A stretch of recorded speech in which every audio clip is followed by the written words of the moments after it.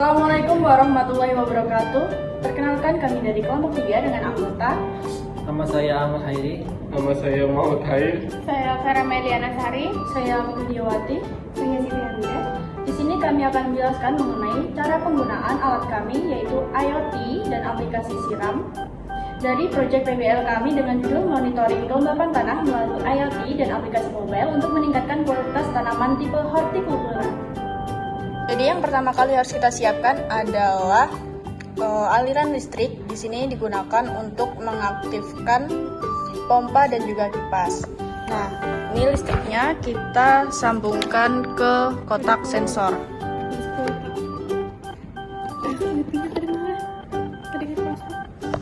Nah, di sini ada sensor. Sensornya kita tancapkan ke tanah agar dapat mendeteksi kelembapan tanah. Kemudian di sini juga ada selang. Yang satu diarahkan ke air, yang satunya ke tanah supaya dapat menyiram tanaman. Kemudian di sini juga ada kipas untuk mengeringkan.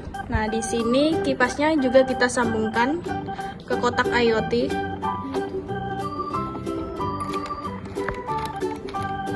Setelah semua alat sudah terhubung dengan listrik, selanjutnya pada aplikasinya juga hubungkan dengan internet. Setelah itu, pada tampilan dashboard dapat terlihat bahwa kondisi tanah dalam kondisi optimal. Berarti tidak perlu adanya penyiraman atau kipas untuk dinyalakan karena kondisi tanah dalam kondisi 67%. Karena kondisi tanah pada tanaman cabai dalam keadaan optimal, maka di sini saya akan memberikan contoh. Kalau kondisi tanah dalam keadaan kering, maka otomatis penyiraman akan nyala. Maka saya di sini akan memberikan contoh dalam keadaan manual saja. Maka kita pencet sini.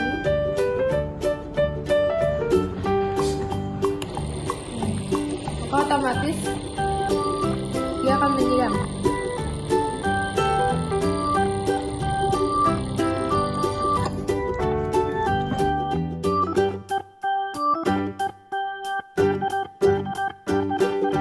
Karena selesai dilakukan penyiraman tadi, kondisi tanah menjadi terlembab, maka secara otomatis kipas akan dinyalakan untuk membantu mengurangi kelembapan pada tanah.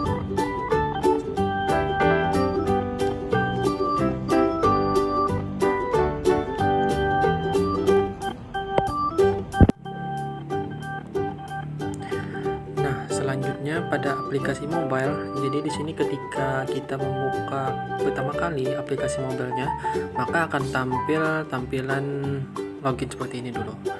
Jadi di sini kita bisa login menggunakan form inputan ini atau login menggunakan Google. Nah, ini login dengan Google. Sini saya akan mencoba login dengan Google, dan di sini kita diminta untuk memverifikasi dulu menggunakan CAPTCHA untuk keamanan pada aplikasi mobile tersebut. Nah, lalu di sini kita pilih akun yang sudah terdaftar di Firebase. Jika kita menggunakan akun yang tidak terdaftar, maka kita tidak akan bisa login ke aplikasi tersebut. Sini saya akan login menggunakan akun yang sudah terdaftar.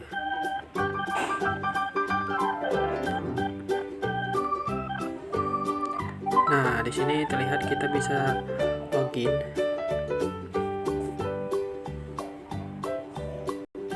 Di sini saya akan menjelaskan pada halaman monitoring aktuator. Di sini terdapat dua mode.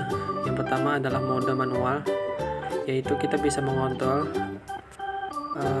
aktuator siramnya dan juga aktuator kipas secara manual. Ketika kita dinyalakan, maka siram pada IoT kita itu akan nyala. Begitu pula pada kipas ketika kita nyalakan, maka kipas pada IoT kita akan bernyala. Sini saya akan memberikan contoh. Nah, sini dapat terlihat bahwa aktuator siram itu menyala. Dan juga pada mode otomatis ini keduanya menyala, tetapi ketika IoT-nya menyala itu tergantung pada status tanahnya. Jika status tanah kering, maka yang akan menyala itu siram. Begitu pula sebaliknya, ketika tanahnya basah, maka yang akan menyala itu aktuator kipasnya. Seperti itu. Ya, walaupun di sini terlihat seperti nyala keduanya, tetapi itu akan menyala otomatis satu-satu gitu, tidak menyala keduanya.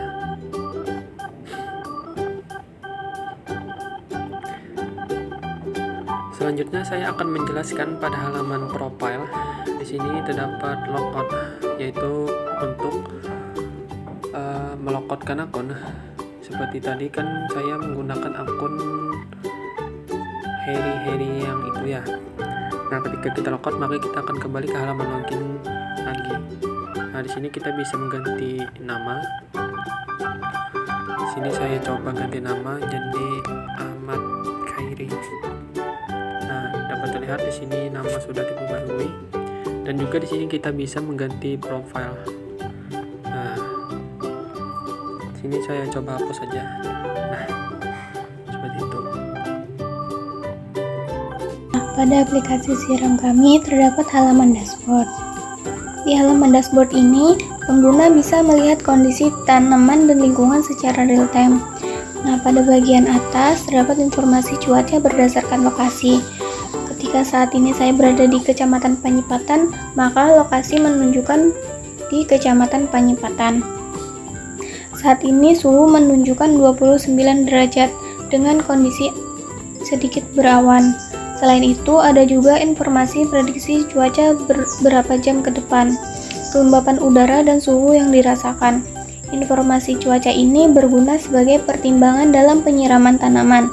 Misalnya, kalau cuaca panas, tanah biasanya lebih cepat kering, sehingga tanaman membutuhkan lebih banyak air. Pada bagian tengah terdapat informasi kondisi tanah. Saat ini sistem berada pada mode manual, artinya penyiraman masih dikendalikan oleh pengguna. Dari hasil pembacaan sensor, kelembapan tanah berada di angka 34%, sehingga status tanah dikategorikan kering. Nilai ini juga ditampilkan dalam bentuk grafik lingkaran agar lebih mudah dipahami. Nah, pada bagian bawah ini berisi saran tindakan dari sistem. Karena kelembapan tanah hanya 34% dan termasuk kering, sistem menyarankan untuk segera melakukan penyiraman. Jadi, pengguna bisa langsung tahu tindakan apa yang perlu dilakukan berdasarkan kondisi tanah saat itu. Selanjutnya, saya akan menjelaskan mengenai fitur alarm pengingat pada aplikasi Siram. Nah, fitur ini berfungsi untuk membantu pengguna mengingat jadwal penyiraman tanaman agar perawatan tanaman dapat dilakukan secara rutin dan tidak terlewat. Nah, pada halaman ini saya sudah membuat beberapa contoh alarm. Yang pertama itu ada pada pukul 8 itu untuk penyiraman pagi. Kemudian pada pukul 12 itu untuk penyiraman siang, dan pukul 5 sore itu untuk siram sore. Nah, di setiap alarm itu dilengkapi dengan keterangan tersebut sehingga pengguna dapat mengetahui tujuan dari pengingat. Nah, di bagian kanan atas ini juga terdapat tombol tambah yang digunakan untuk membuat jadwal alarm baru. Selain itu juga pada setiap alarm itu terdapat ikon hapus yang digunakan untuk menghapus jadwal yang sudah tidak diperlukan.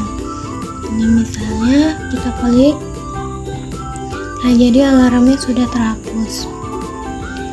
Ketika waktu yang telah ditentukan tiba, itu aplikasi akan memberikan notifikasi kepada pengguna sebagai pengingat untuk menyiram tanaman. Dengan adanya fitur ini, pengguna dapat lebih mudah menjaga keteraturan penyiraman sehingga kebutuhan air tanaman tetap terpenuhi dan pertumbuhan tanaman dapat lebih optimal. Nah, selanjutnya, jika pengguna ingin menambahkan jadwal penyiraman baru, pengguna itu bisa menekan tombol tambah di kanan ini, kemudian mengatur waktunya, misal bisa menggunakan ini atau bisa menggunakan ini juga 08 00. Jadi saya mengatur waktu jam 8 itu untuk siram lagi. Kemudian pengguna bisa menekan simpan alarm yang baru ini atau bisa menekan tombol batal. Nah, klik simpan maka akan tersimpan. Kemudian untuk mengedit itu tinggal mengklik alarm yang sudah dibuat tadi. Nah, kemudian pilih yang ingin diedit. Nah, alarm sudah diedit.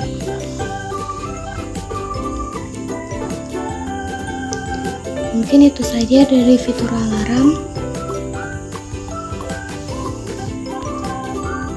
Terima kasih. Di sini saya akan menjelaskan halaman grafik. Di halaman ini menyajikan data kelembapan tanah secara real time dari hari Senin sampai Minggu. Di bagian bawah aplikasi juga langsung menghitung rata-rata kelembapan mingguan secara otomatis, di mana pada minggu ini tercatat berada di angka 51%. Di sini grafiknya bisa kita sentuh. Misal kita menyentuh salah satu batang hari, maka pada hari Senin maka aplikasi akan memunculkan detail data hari Senin. Di sini kita bisa memantau riwayat fluktuasi kelembapan tanah per jam secara spesifik, mulai dari jam 10 pagi yang berada di angka 47% naik hingga 80% pada jam 1 siang setelah dilakukan penyiraman dan kembali turun di sore harinya.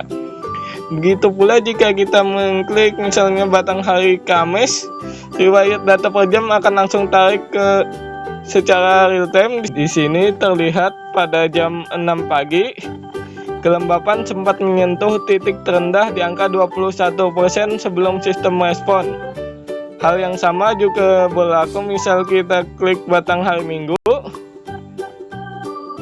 Pengguna bisa melihat histori lengkap pengecekan berkala tanah tanaman cabainya sepanjang hari untuk memastikan tanaman mendapatkan kelembapan yang ideal. Selain memantau data mingguan, aplikasi ini juga dilengkapi dengan filter waktu untuk memantau tren dalam jangka panjang. Jika selain memantau data mingguan, aplikasi ini juga dilengkapi dengan filter waktu untuk memantau dalam jangka panjang. Jika pengguna menekan filter bulan, maka aplikasi akan mengalihkan visualisasi dalam bentuk grafik bulanan sepanjang tahun mulai dari Januari hingga Desember. Tapi karena di sini masih kosong dan rata-ratanya masih 0. Begitu juga dengan filter tahun. Di sini akan menghitung rata-rata data kelembapan tanah dari tahun ke tahun, seperti perbandingan tahun 2025 dan 2006 saat ini. Dan seperti di sini juga masih belum ada perhitungannya karena masih mingguan. Tracking jangka panjang ini sangat berguna bagi mitra klien untuk menganalisis musim dan kesuburan tanahnya dari waktu ke waktu. Kita akan berpindah ke menu notifikasi. Ini adalah salah satu fitur krusial pada aplikasi Siram yang berfungsi memberikan peringatan dini kepada pengguna ketika sensor membaca bahwa tanah mulai kering. Sebagai contoh, di layar terdeteksi berada di angka 34%. Sistem otomatis memicu peringatan siram. Seperti di notifikasi ini, yaitu siram kelembapan rendah, cabai butuh kelembapan 60-80%. Tindakannya yaitu segera nyalakan penyiraman. Peringatan ini terekam lengkap beserta timestamp atau waktu kejadiannya seperti pukul 16.09, 15.47, 14.52, 14.51, 14.08, dan seterusnya melalui riwayat notifikasi ini. Kak Ilma sebagai mitra kami tetap bisa memantau kondisi kritis tanamannya meskipun sedang sibuk bekerja di rumah sakit, sehingga ia bisa langsung mengambil tindakan penyiraman manual melalui aplikasi atau memastikan sistem otomatisnya bekerja meredam keringan tersebut. Sekian penjelasan mengenai modul grafik dan notifikasi pada aplikasi Siram. Nah, itu tadi penjelasan kami mengenai tata cara penggunaan alat IoT dan aplikasi Siram.